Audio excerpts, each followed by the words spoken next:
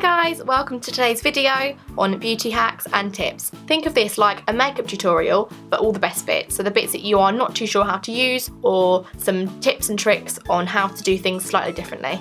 Some things I'll be showing you, some things I'll be telling you about, so keep watching if you want to find out more.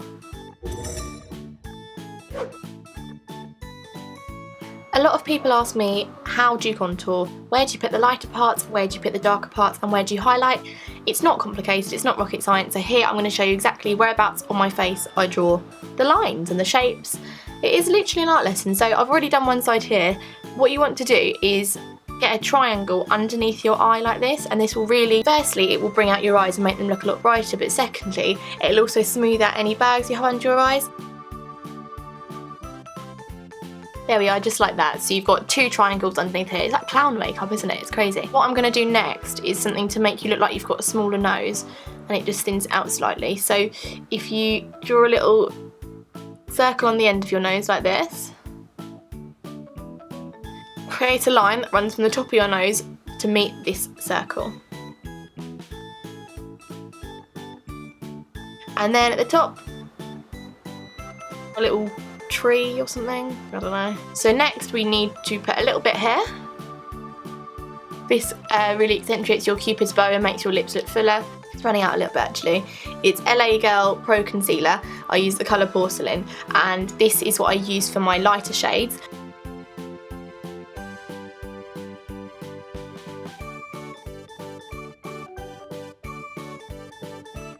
I'm now going to take a darker bronzer and work my way around my face, shading in the darker parts. I can't lift this bronzer up because I've actually smashed it, which I'm really annoyed about. So it's currently like strapped down with like elastic bands and stuff to stop all the powder pouring out. Had a bit of a nightmare the other day, but I'm just going to apply it now so you can see exactly whereabouts I put it. Now that summer is coming up, I think you can always apply a bit more bronzer than you would normally. So I'm going to draw quite a thick line down this side as well. Then if you draw one on top here, from your eyelids through to your hairline, and then one that goes all the way around your forehead. And then you're just going to follow your nose down, doing a line there also. Now I'm going to take my slightly bigger brush and go around and blend it all in.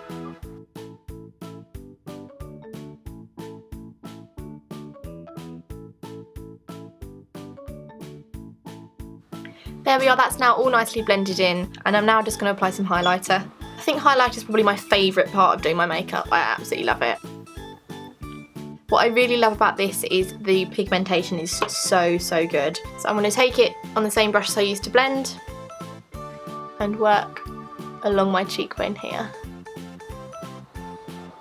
I'm also going to bring it up slightly towards my eye, underneath my eyebrow, and then blend that down into the bronzer. Another thing I like to do is take a little bit on the end of my finger and run it up the length of my nose, and then just blend that in, and here again.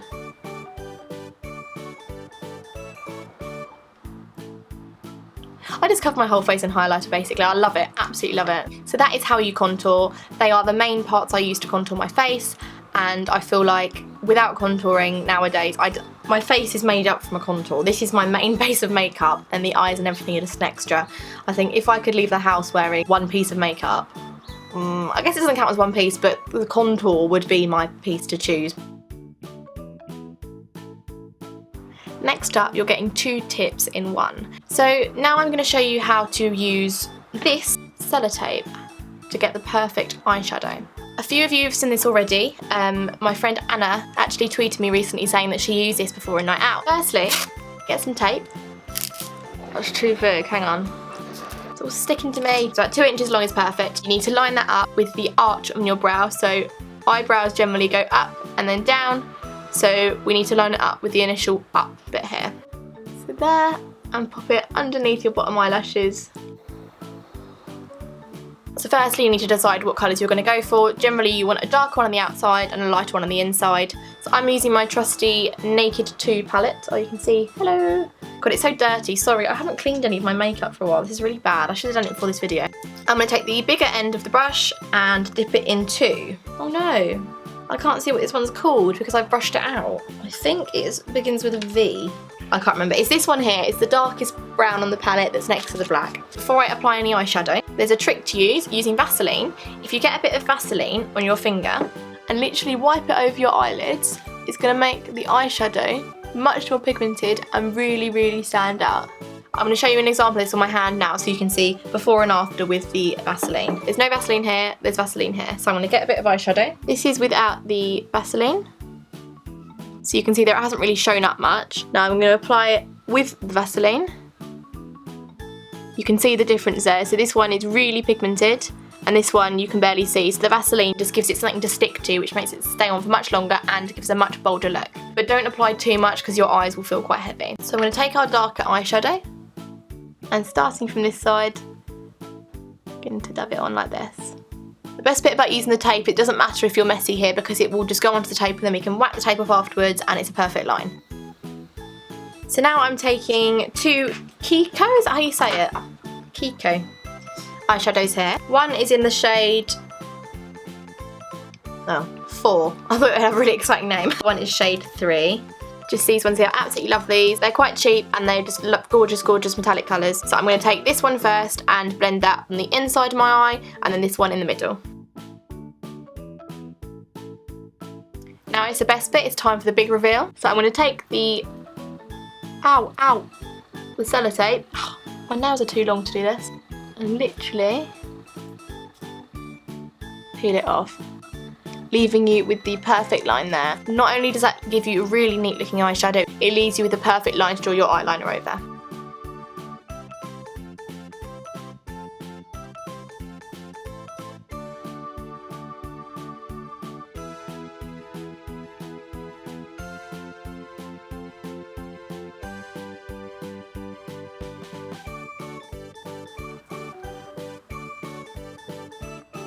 Next up, using just two lip products, I'm going to show you how to create the perfect ombre lip.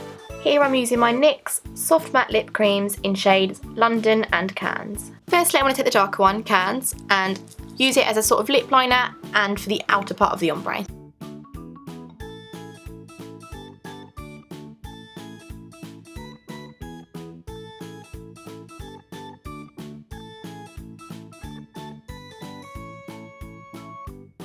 Now I'm taking the lighter shade in London. I absolutely love these lip creams. They last most of the day and when you eat, as they're matte, they don't all come off. They stay on really well. And I'm now just going to line the inside of my lips with this one to create the ombre effect.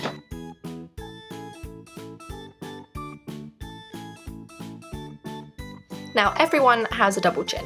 Whether you like it or not, you're always going to have a bit of something going on here. So this next tip is a way to not get rid of it, it's still going to be there, but to make it look slightly less obvious and to make your face look a bit thinner. All you need for this is a thin brush and some bronzer. So you need to simply take the bronzer on the tip of your brush and line your chin like that. I don't know if you can see it properly. Can you see that? Yeah, you can. Good. Now, it doesn't look like much, but simply by blending this in, it gives the illusion of a thinner face. Can you see it's really defined my jawbone? Is one that now this tip is one that everyone can do.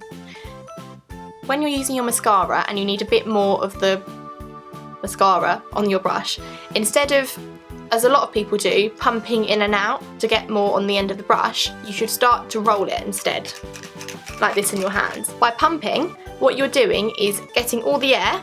When you lift up, air gets into it, you're pushing it back down into the mascara and the air will dry the mascara out, meaning that it will not last as long and that you'll need to get a new one sooner than you should do. No one likes bubbly nail varnish.